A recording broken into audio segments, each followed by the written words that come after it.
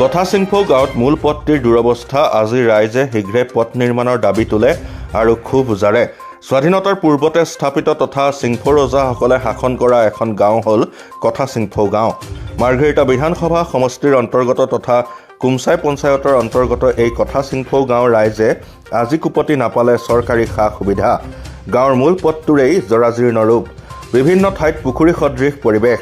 আবেদন নিবেদন কৰিও সুফল পোৱা নাই ৰাইজে। প্ৰায় 200 পৰিয়াল বসবাস কৰা গাঁওখনৰ লোকসকলে এই পথটিৰ বাবে যন্ত্ৰণা ভুগিবলগীয়া হৈছে। এই গাঁওখনৰ বহু পৌৰাণিক ইতিহাস আছে।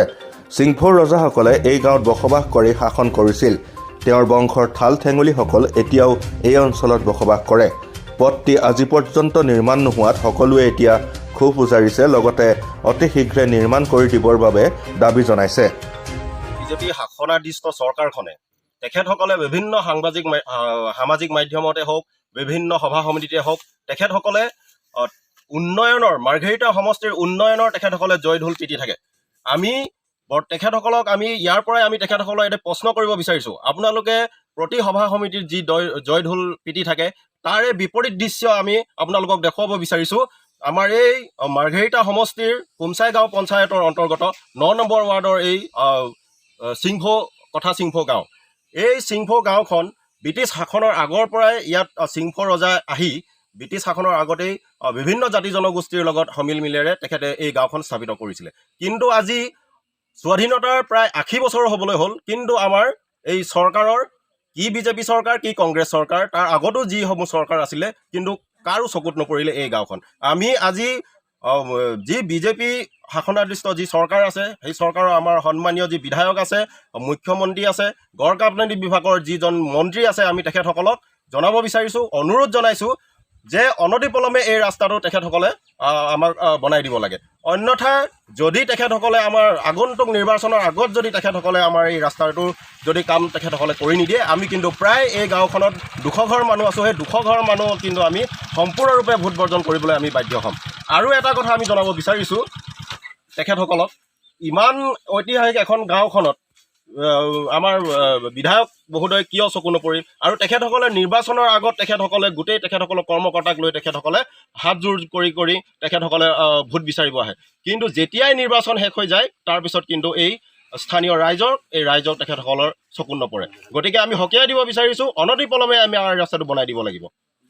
বহুত অসুবিধা হয়। আমালোকেতো আজিৰ নহয়, বহুত দিনৰ পৰা ইয়াত থাকি অহা, বসবাস কৰি অহা। এতিয়া সৰু সৰু ল'ৰা ছোৱালী বাৰিষা হ'লে স্কুল অহা যোৱা বহুত কষ্ট হ'ল। আজিলৈকে চৰকাৰে একোৱেই চোৱা নাই। কংগ্ৰেছে আজি ইমান বছৰ চলালে, একোৱে কৰা নাই। বিজেপি এতিয়া ভোট ল'বলৈ সময়ত হ'লে সদায় হাতযোৰ কৰি ঘৰে ঘৰে আহে। ভোট লোৱাৰ পাছত আজি একদিনো দেখি নাপায় তাত। সেইটো কাৰণে এইটো ৰাস্তাটো আমাক অতি সোনকালে বনাই দিলে আমি আৰু নথৈ সুখী হ'ম। আৰু আমাৰ এইটো কথা গাঁও বুলি কয়। আমাৰ কথা আমাৰ বংশ হয়, পৰিয়াল। মই নাতিয়ে হয়।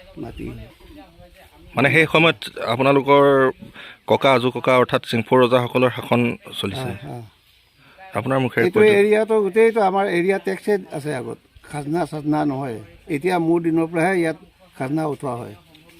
আমাৰ এতিয়া কথা ৰিজাৰ্ভ কৰে, এইটো ৰেজিষ্টাৰ ৰিজাৰ্ভ হয় আমাৰ বুঢ়াৰ নামত, কথা চৌৰাৰ নামত। আমাৰতো হাতী আছে, হাতী ৰাখিবলৈ কাৰণে ৰখা হয় এইটো ৰিজাৰ্ভটো।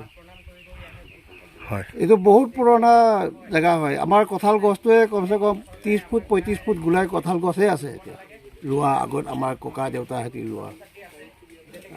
এতিয়া আমি গুৰিটো আছেই নদী কিনাৰত। হয়, কংগ্ৰেছৰ টাইমত কিমান অহা যোৱা কৰে। এতিয়া এইটো ইন্দিৰা গান্ধী টাইমত জৱাহৰলাল নেহৰু টাইমত আমাৰ লগত পূৰা হাত আছে, চিনাকি আছে। হ'লে আজিলৈকে আমাৰ এইটো গাঁও উন্নতি কৰি দিয়া নাই কংগ্ৰেছ। এইটো ৰাস্তা পদূলিটো ভাল হ'লে আৰু আমাৰ আৰু কি লাগে। ৰাস্তা পদূলিটো তেতিয়া চবফালে সুবিধা হয়। এইটো ৰাস্তা আজিৰ পৰা নহয়, বহুত বছৰ হ'ল এনেকুৱাই। বাৰিষা হ'লেতো এআঁঠু বোকা পানী হয়। এতিয়া এইবোৰ শিল গিৰোৱাটো আমাৰ গোটেই ৰাইজে মিলি গিৰোৱা, চৰকাৰে গিৰোৱা নহয় এইটো। গতিকে অনতিপলমে এইটো সোনকালে এইটো ৰাস্তাটো পকা বনাই দিলে এইটোৱে আমি নথৈ সুখী হ'ম ৰাইজে। আৰু